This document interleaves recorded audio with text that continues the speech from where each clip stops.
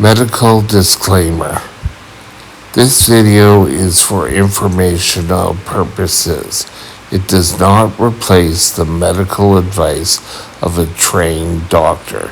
Seek medical advice before beginning any treatment plan. Hi, welcome back. Hey, we're back. Now, it's not really that much different. I've gone up 2.2 since the last point I discussed. Actually, my blood sugar's around 30.6. I've taken some insulin and we've settled down a bit. Surprise! Hopefully, today is going to follow. And then we can continue on. Da da da. Now, let me get my little raise up. I'm ready for my close up. Here we go. Today, I kind of want to focus on my scariest DKA stories.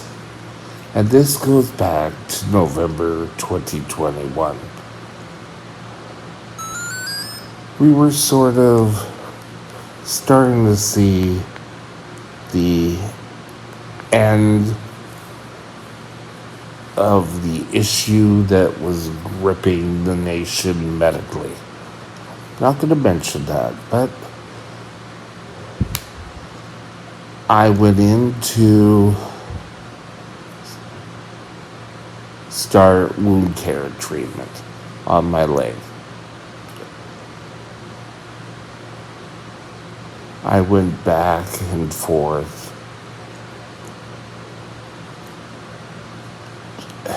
And you know what? I was getting sicker. I didn't know why, but I was getting sicker. I was always having high blood sugars, but can't remember if I was treating them or kind of pushing them to the back. And one day, I remember going to have a shower, and then all of a sudden, my friend was there. And I wasn't making any sense. Or that's his story. But little be known, when do I ever really make sense? Da-da-da.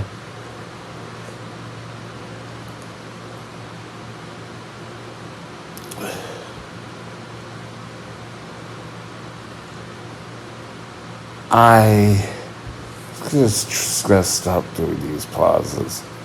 I gotta think what I was gonna say. But he started to follow me around and he said, "You don't really look well. Let's go lie down." So I gave in to his wishes. I laid down. And while I was doing that, he was off calling the paramedics. He came back in and he said, "Oh, I've called the ambulance." And of course, the traditional answer that every time a diabetic, when he's not feeling well, will say, "Oh, I'm fine. I'm fine, whether you're low or you're high. Oh, I'm fine." Been there, done that. And I was shown up quite ill in the emergency room. DKA episode number 1.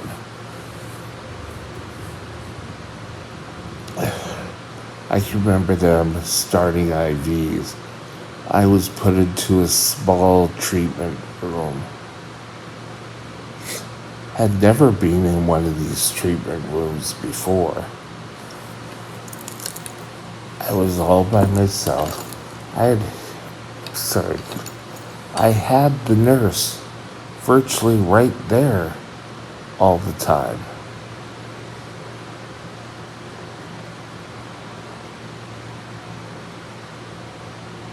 And I know, looking back on it now, how much of a baby I was. I was everything they wanted to do. I was whining. I was complaining. Not like now, where I'm a manly man. And then I don't remember much. I guess I was on from what I've been told, I was on IV insulin.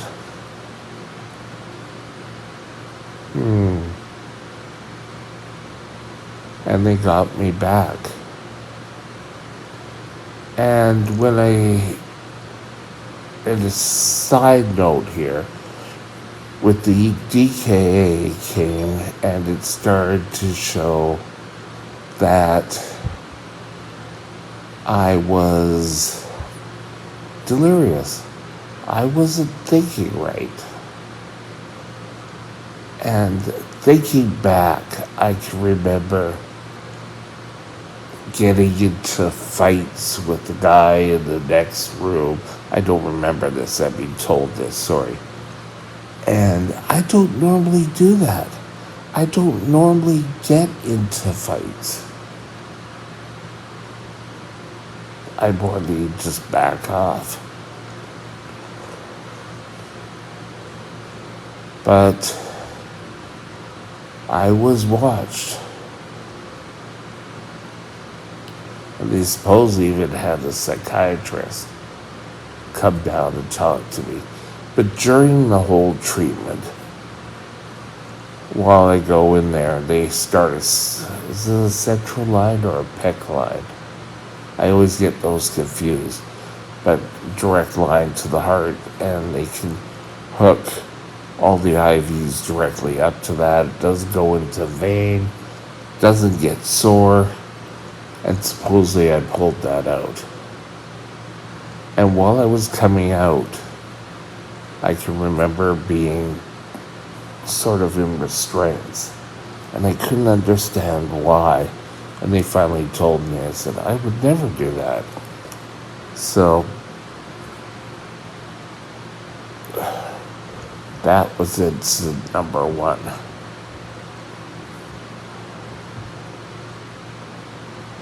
They got me on my shot routine.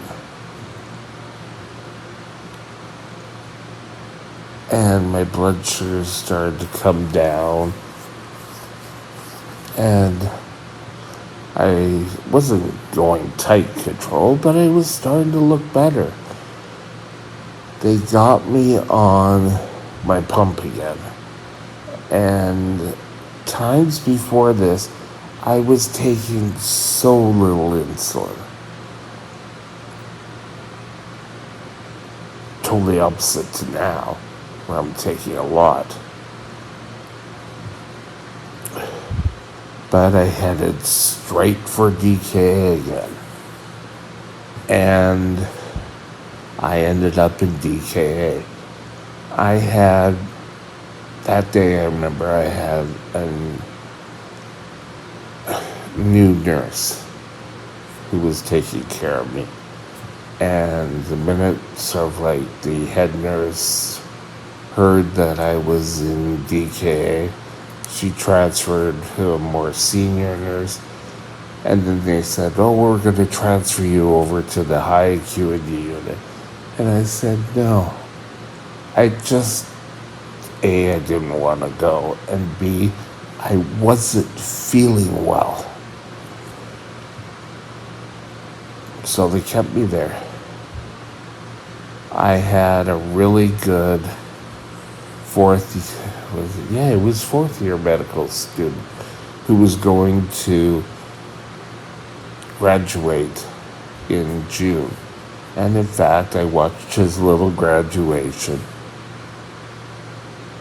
And he said he wanted to become an internist. Great. But I felt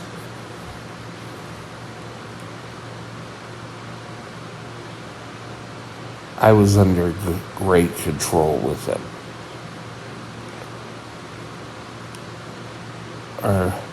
Or he had me in his best interest. And throughout that whole couple of days,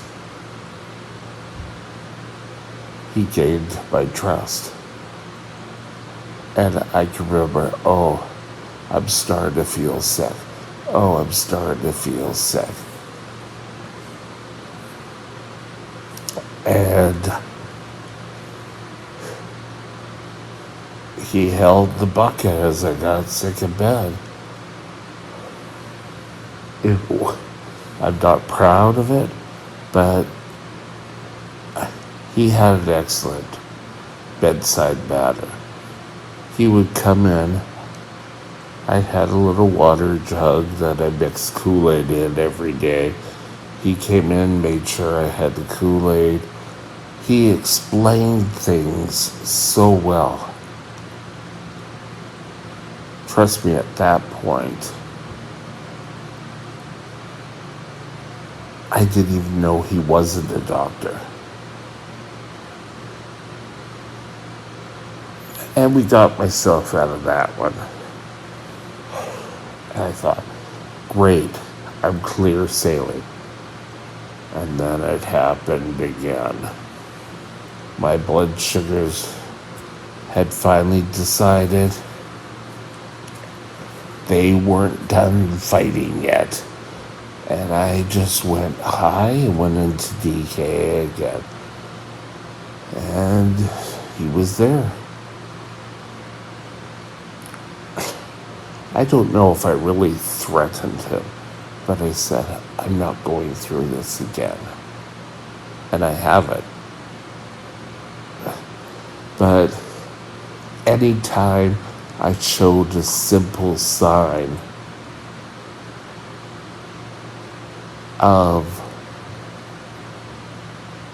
starting to slip into DKA, he was there adding insulin, he was there doing other things. I hope he's doing well. He should almost be done his internship now, 2023. Maybe another year. He was trying to get it on in the hospital that we were at, but I don't know if he ever did. All I knew was Blake, so I guess he's Dr. Blake now. But he is an excellent doctor, and he's gonna go far. Anyway, those are my first one is sort of the scariest one. But it was just sort of like the recurring DKAs in this short frame of time. March 2021, I was released. I went in, I may have given a wrong date. I went into the hospital